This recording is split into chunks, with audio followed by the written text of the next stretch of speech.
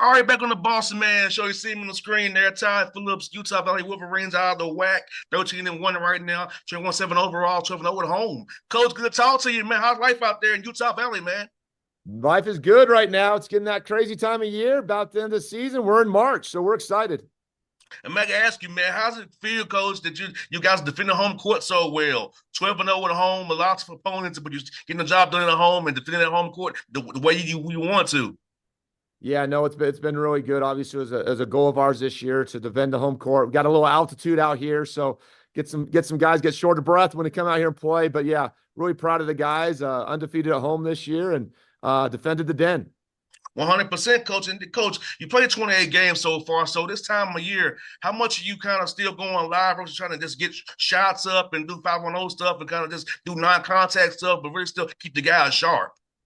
Yeah, no, exactly. That's always the debate. We were just actually talking about a little bit here with the coaches just a minute ago. We do a little bit of live, especially on Mondays. Mondays before a Thursday game, we'll get up and down a little bit of live because I think the biggest thing is you want to keep them sharp, right? If you sometimes just go through the motions a little bit, then when the game time comes, so we'll get after it a little bit today. Nothing too extensive, not a lot of 5-on-5, but like rebound drills, kind of our press and different things like that. We'll definitely get out and go live with.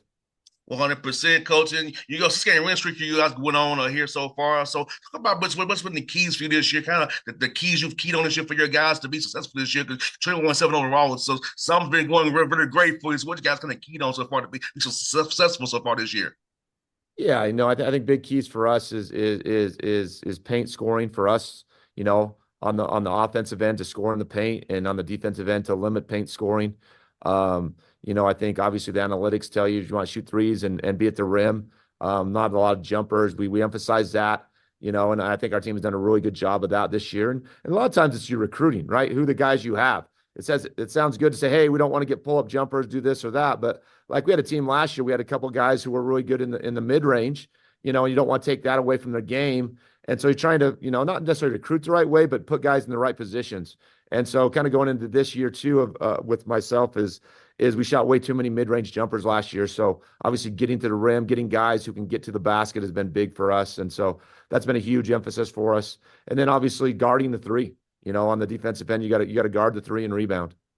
100%, coach. And speaking of that offensively piece, getting guys to actually get to the basket, draw that contraction, draw them to collapse, and you could pop it out to the backside for open shots and get them rotation to get a better shot. So talk about that, reading the defense the right way, driving with a purpose, and not just always decide I'm going to go for a shot, but kind of drive to pass and kick as well. Yeah, no, and I think one of the things is sometimes again recruiting. You want to do all those things, but you got guys. I mean, we got a guy that's our leading assist guy. I'll tell you right here, he's has 80 assists and 30 turnovers.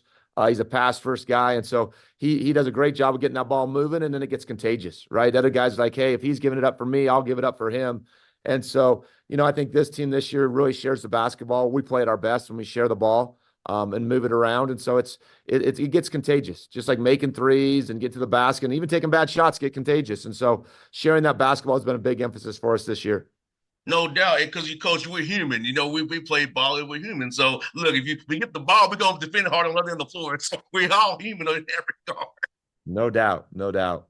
And coach, also your non-conference schedule, man, was very challenging for you guys. You got through it very well. So talk about that competitive non-conference before you got in the WAC play and seeing different style, different actions you're gonna see in conference play. So now the guys know how to defend these actions that you'll see in conference play because you've been exposed to it in the non-league play. Yeah, no, our non-conference schedule is brutal.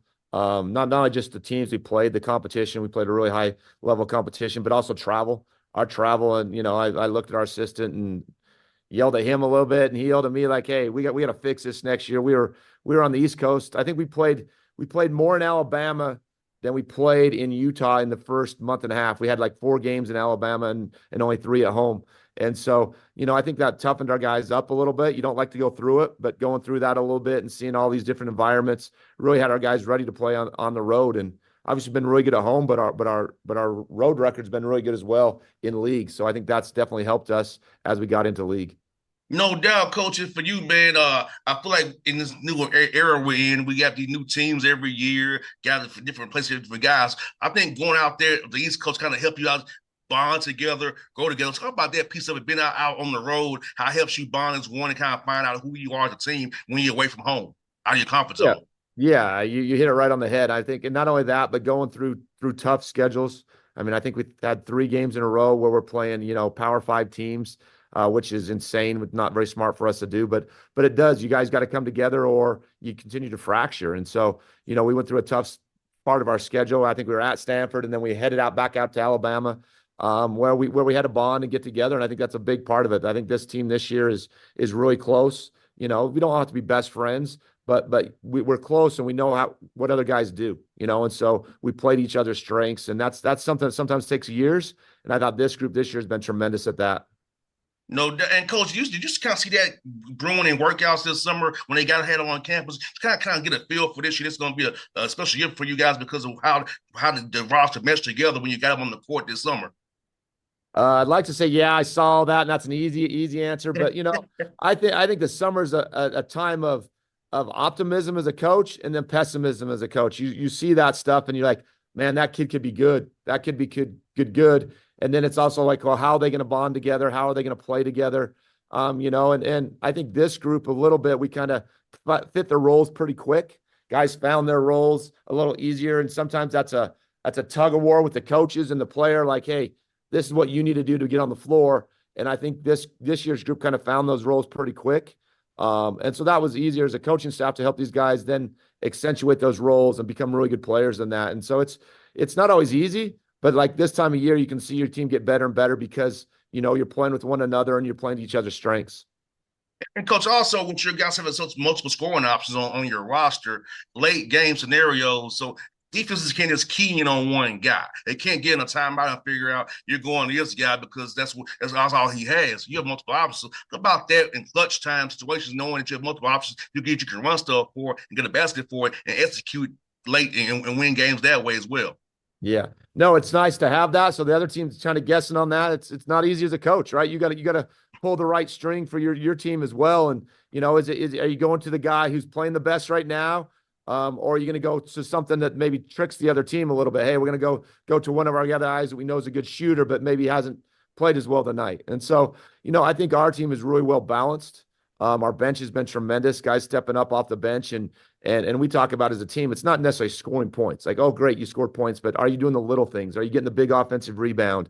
Can you step in and get a charge or come up with a loose ball?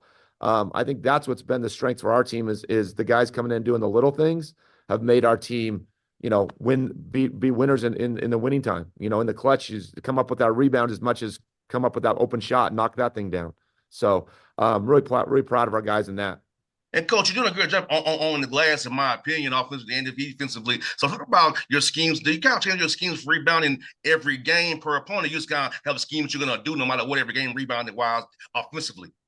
Yeah, it's yell at the guys every day in practice about rebounding, yell at them in the game about rebounding, and then bring in recruiting rebounders. We got good size. Actually, we got great size in our league. I think we might be the biggest, longest team in our league, and so we've traditionally done that. And then it's what this year's team has done is our guards. So we go 6'5", 6'5", 6'6" at our 3 guards, and early in the year they didn't rebound. It's like, why do we bring you in here with your length if you're not going to go get it? And so late in the year and even through the middle of the year, they became really good and valued that, and trying to help them understand how important that is for our team. And so, our guards are really good rebounding, and then our bigs clean up the rest of the stuff. No doubt, coach. And this time your rebounding matters because defense rebounding, because that key rebound, that key offensive rebound, or that key stop down the end, it matters so much. Is the things that impact winning that we just talked about in reference, those things would have come up in March Madness. So all those small things matter, fans, for to win these games, tight as they will be going down the stretch here. Yeah, no, and I think, for us too, as we keep going forward, and we talk about that stuff because you get to the tournament, you get to the end of the year and guys get a little nervous, big games. I mean, we have 2 huge ones this week trying to win the WAC outright. And so those are big games. And so we talk about that. What can you control? And I think all the little things are what you can control, right? My effort, my diving on the ground for loose balls. You can't always control, hey, is my jumper going to go down? Am I going to be able to do certain things? But those little things become big for our team. And, our guys have bought into that. And you know what's also good, coach? I love to his stats here. 7 steals a game, 6 blocks a game, but that's speaks to your length right there and activity of your team on defense as well. And we talk about that piece as well, being active on defense, being in the right rotations, knowing the right schemes, what you're doing, and pick ball for screen coverage. So having all that sync together to get those steals on those blocks and get out in transition and get easy back to baskets for yourself. No doubt. I think we lead the WAC in block shots. We don't lead the league in steals. We're playing 2 teams this week that lead the country in steals. I think Abilene's number 1 and Tarleton's number 2 or 3 in steals. So we're not going to win that category, but we do block a lot of shots. And, part of that's also being smart, right? You're not just coming to jump every time, and now you're giving up offensive rebounds on the backside. And so we work with that with our guys a lot. And then we have actually, again, long guards who get in there and get in the block party as well. So that definitely helps us because he gets out and runs in transition. And I think that's one of our strengths is transition offense. And coach, talk about the young men mentally being prepared, getting into the scout, because the scout's so important about this time of year and whatever the scout's important about personnel wise as you get down closer here to the end here. Talk about that piece of getting young men really, who are smart IQ wise, really they'll dive into that scout and understand the scout, what you're trying to get across before a game. Yeah, no, I think the scouts are about consistency. It feels like there's 100 things you could cover every game. And for us, we try to be consistent so the guys know what to expect. And I think what you find with the guys, and especially guys with high IQ, is they start to see even deeper into the scouts, right? It's like, it's okay. We know we're going to cover the personnel. Okay. We know we're going to cover 6, 7 of their sets, how we're taking those away. We're going to guard their out of bounds. And so the guys get into a rhythm and a flow of that with practice and what you do every day. And it was kind of interesting. We were talking about today. Do we start more on the scout today than on Tuesdays? Usually we go Tuesday, Wednesdays, and Thursday. So we hit you 3 days with the scout. Mondays, we focus on ourselves a lot, and this time of year, it's like, hey, do we get right into it? Big games this week, but I think being consistent is the most important. And so we'll continue to do what we've done the whole year. Today we focus on ourselves, focus on getting better with ourselves. And then tomorrow hit the scout and have 3 days of the scout. No doubt, coach. And also, man, I want to ask you about this, man. You're shooting over 34% from 3, 47% overall from 2. So how cool is that to have a team shooting almost 50% from the field from 2-point range, also shooting pretty well from 3 as well, 34%. Yeah, no, I mean, you look at good teams and that's what they do, right? They can really shoot that ball. And, we've done a good job and worked hard at taking the right shots. Our 3-point percentages come up this year. We're actually shooting a few more and shooting at a higher percentage. So, that's really good. And it's what winning teams do. And, sometimes when you get into we got in a little bit of a rut early in the year, it's like, do you talk about it? Do you address it? What do you do? And I think each coach does something a little different. And I was really proud of our guys because we kind of came out of that and have been shooting the ball really well lately. And coach, y'all do got limiting turnovers as well.